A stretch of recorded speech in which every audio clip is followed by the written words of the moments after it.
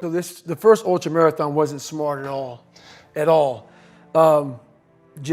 So basically what happened was I was at military free fall school with Morgan Luttrell. Marcus Luttrell, if you guys don't know, was the lone survivor, the guy.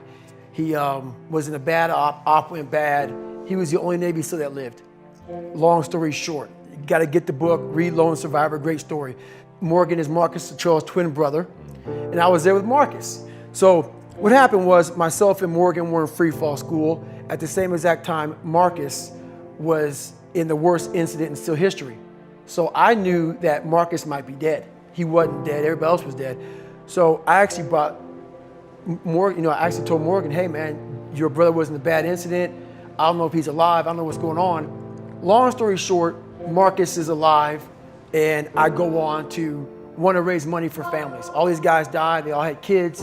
I want to raise money for the Special Operations Warrior Foundation.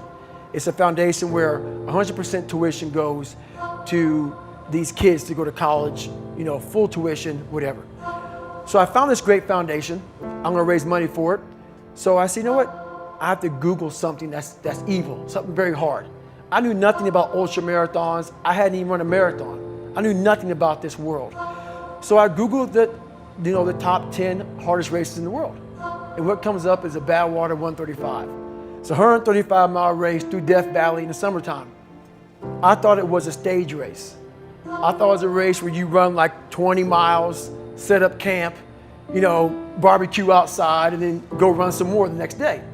So I called the race director up at the race and said, hey, Chris, his name is Chris Kostman, I want to do your race.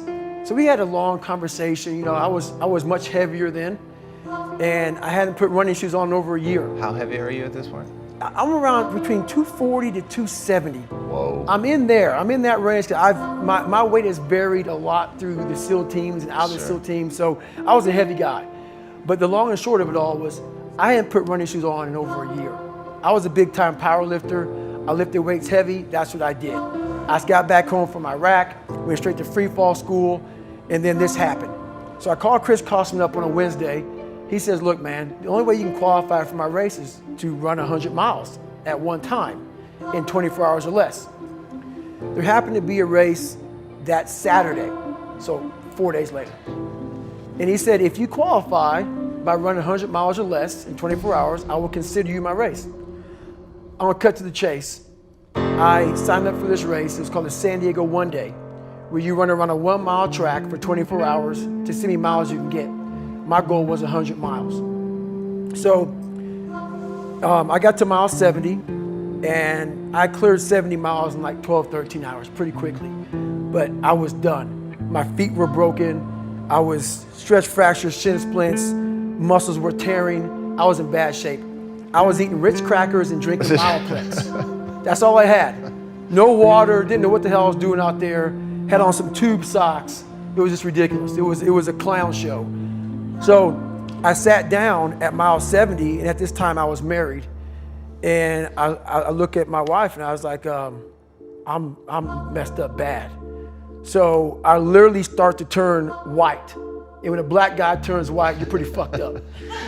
So here I am, I'm all fucked up in this chair.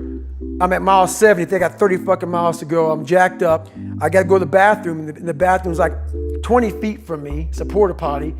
I can't get out of the fucking chair. So I'm peeing blood down my leg. Whoa. Pooping up my fucking back. And I got 30 miles to go. And I can't stand up because my blood pressure's all messed up. I've been in 3 hell weeks, Ranger school, overcome so many obstacles in my life. This last 30 miles of this race is when I realized a human being is not so human anymore. We have the ability to go in such a space if you're willing to suffer, and I mean suffer. Your brain and your body, once connected together, can do anything.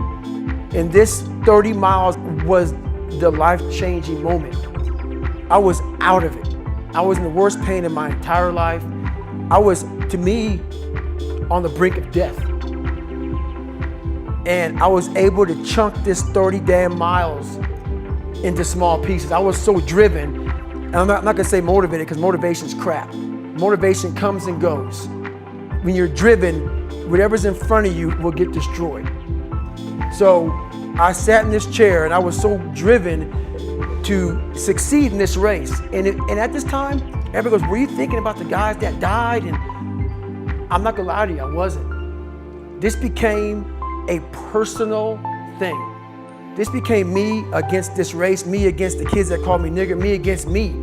It just became something that I took so violently personal.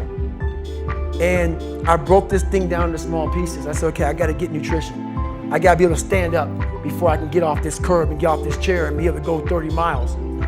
So I went through all these small steps and I was able to stand up. And then from standing up, I was literally walking around with my wife at the time, and she goes, you're not gonna make the time. She goes, you're walking like 30-some minute miles. I got to mile 81, and the second she said that I'm not gonna make the time, I ran the last 19 miles, nonstop. And I can show you right now when we get done with this. Matter of fact, I'm gonna show you right now. This was years ago, and I had to put compression tape on my ankle. And I had, so this was years ago. I had literally the size of $50. I had to get compression tape. And I taped up my ankles and I taped up my feet. And that's how I got through that race. Was it like a hematoma? I mean, what what happened was, like my shins hurt so bad from having stress fractures that the only way I could continue on was I taped it so I wasn't doing the flexor motion that activates your shins. So I taped my ankles and my shins up, and I got that from, because in my third hell week, they weren't gonna let me go back through training anymore. Right. So I literally went through all the buds, my last SEAL training with stress fractures and shin splints. And how I did it was I would tape my ankles all the way up to my calf every morning. So for the first hour, the pain was excruciating. But what happened is my feet would go numb. And I did that every single day for 6 months. Whoa. And that's how I got through my third hell week, because I was so broken from the first two that the commander said, hey, the CEO said, this is your last time we're sending you through. So that's how I got the idea to do that. So with the right, and people may listen to this and say, this guy is sadistic, he's crazy, no, if you know how I came up, you realize I was just a scared kid that found drive and passion to be something much better than what he thought he was. All it is.